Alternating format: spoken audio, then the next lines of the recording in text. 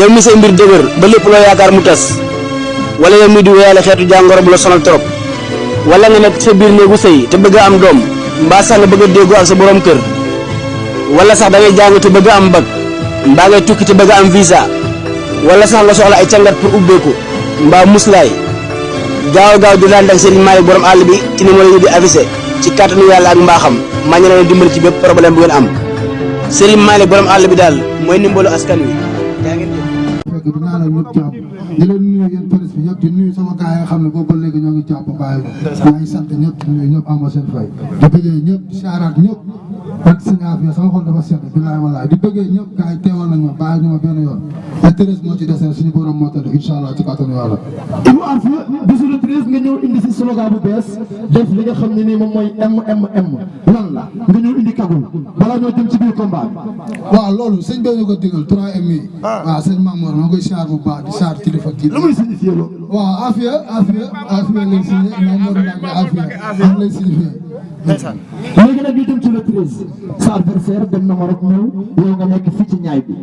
ngeen jàkkaarloo mu ne lamb ji si bis ba lépp lu fay neex maa koy def te Ibou Afia bi mooy sa deuxième grand combat sa premier grand combat nga bëri ak jeex jàmm waaye bi nga ñëwee nga def retour en force war a jàkkaarloo nga xam ne nag moom mooy wëndën bi xale bi nga xam ne nag nee na daa soxla. waaw dañuy sant yàlla bu baax rek xam ne ku doon may sa bopp doo ñàkk mais ñun li ñu war suñu diggante ak Baba Diakhal le 13 incha allah ci kàttanu yàlla dañ koy def si ñaan yàlla mooy ñu ndaw incha allah waaw. gars yi ku ci am question rek mën ngaa joxe ayca. yaay booy xaaral fer xaaral la di nga wax.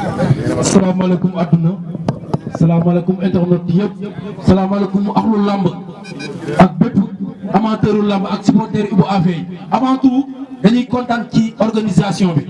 parce que open press daa gën a fi am Medina ñu gis muy tase neneen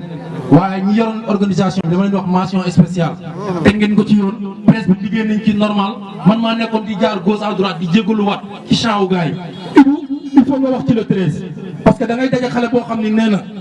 yow yaa ko tax a jóg te nee na bu ñu simeekoo le 13 di nga xam ne li mu liggéey du pour yow nee na dina la duma dina la daan nee na lamb ji lenn nga ci am moo say mbokk indi la yenu ay butéeli diis teg ko nga pare ànd ak moom ñibbi loolu la wax te loolu il faut nga toll ci. waaw loolu xam nga loolu tey nit bu la neexee nga toog wax lu la neex wax lu la neex kenn du ko tere kenn waaw moom dafa xool bëgg-bëggam wax li ko neex waaw loolu moom la ñoo ngi koy xaar ba le 13 incha allah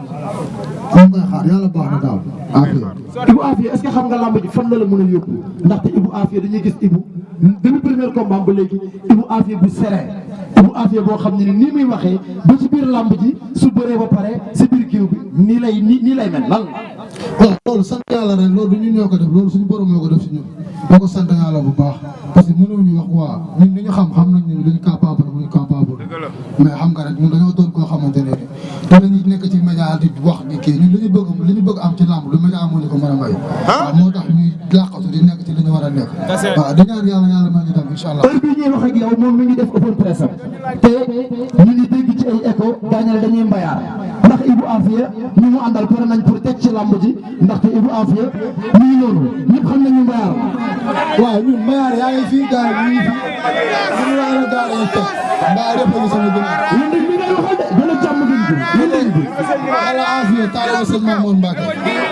yar dal tey loolu la ñu am loolu la ñu jàngal loolu la ñuy doxee mais leneen li ci des mën nañ ko leen def suñu bopp Afia laaj kon gars yi pare nañ non pare nañ dañuy ñaan yàlla rek yàlla yàggal yéen mais ñun pare nañ incha allah. bari keroog dama koy laaj ndax première face to face bu ñu am diggante ak Baba Diakhal keroog bu ñu dajee ñoom ñaar seen première face to face nan la gisee adversaire am ndax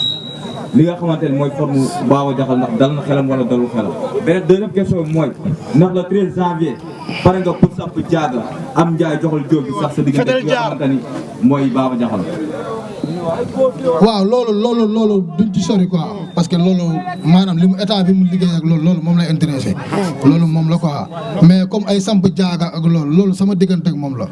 sant dañ ci buñ ci yeggee dañ koy def incha allah xam nga lu ñëw ko mënuñu ko bëree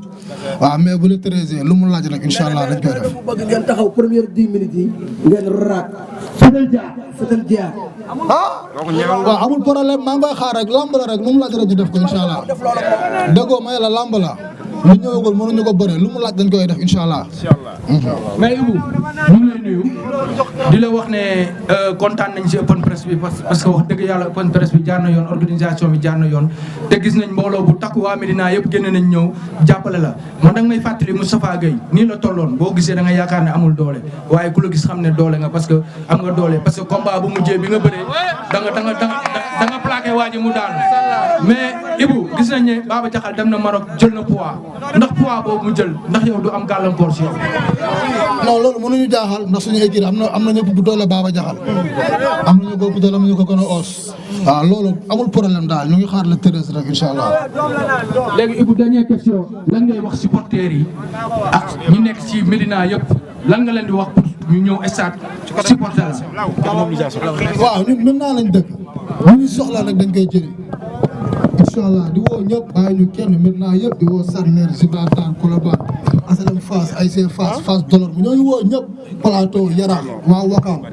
Ben Tali Asalem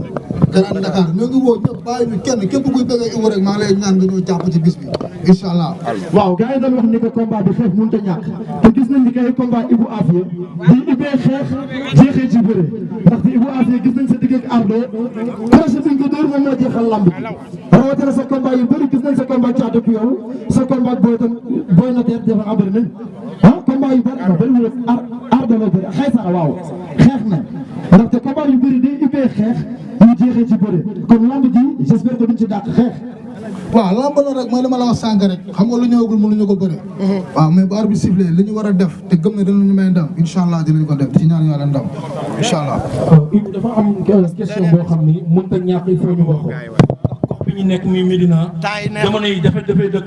waaw ñu gis ni dafay dëkk da nga nekk koo xam ni yaakaaru Médina nga yaakaaru askan nga ndax combat bi. day nekk combat boo xam day difficile ci yow ndax da ngay dem war a yor drapeau Médina ba pare am foo teg ci bët sa bët ci làmb ndax combat bi du diis ci Ibou première question bi. dernière question bi mi ngi doon nga wax ñu ban heure ngay départ pour dem stade ak supporters yi nan la ñuy def ba jot seen i ticket. waaw nga jiitu ci question bi ma wax nag. waaw loolu mënuñu def pression parce que ñun ay xale lañ nekk ci làmb loolu mënuñu def pression ñu doon bëree ko ci mel ni Cheikh Bouya xam nga Thiatou Médina Bébé Diène Manick Kéré Diène. waaw ñoom ñëpp dañoo ñàkk ñu ngi leen di ñaanal parce que ku doon mooy sa bopp doo ñàkk ñu ngi leen di ñaanal li des ci seen kanam lépp doon ay ndam di félicité Coréas ñoo ngi koy félicité tamit bu baax am ak kii waaye Ngala Daraasa Ndiathar moom tamit ñoo ngi koy félicité mais loolu comme fi nga waxee noonu loolu mënuñu jaaxal parce que lamb la waaw ñoom bu ñu doon may seen bopp duñ ñàkk ñun nag dañuy dem uti di ñaan mais li ci am xam ne moom moo ñu war muy ful ak fayda incha allah dañ koy def di félicité wala Sida bu anti face maa ngi koy bëggee bu baax waaw di siyaar ñoom. côté mobilisation lan ngay wax ndaxte mbër bi ngay bëral saa su ñëwee stade day mobiliser wëndeñ bi te Ibou Afia ñëpp xam nañu tamit. waaw waa Médina nan la ñuy waajee ngir tey jii nii sa grand combat ca arène nationale ñu duy arène nationale. waaw ñoom ñoo ngi waaj ñoom ñoo ma gën a bëgg bés bi sax barki sëñ Bamba wallaahi ñoo ma ko gën a bëgg fuuf waaw ñu ngi ñaan yàlla rek xam nga lépp yem ci incha allah ci kattanu yàlla. tuus bi nag la nga tuus gars yi ne mbër mi ngi ci état gars yi naan mbër mi dafa oyof mais mbër mi ku ko xool xam ni physiquement il est prêt. tuus comme yàgg mu rëppoo yëkkati loxo bi toog waaw loolu tamit jar naa leeral. ba pare li ma ci gën a jaaxal mooy dafa ànd ak ay mbër wàcc ci suuf jóge ci digg bi di tuus di wàcc di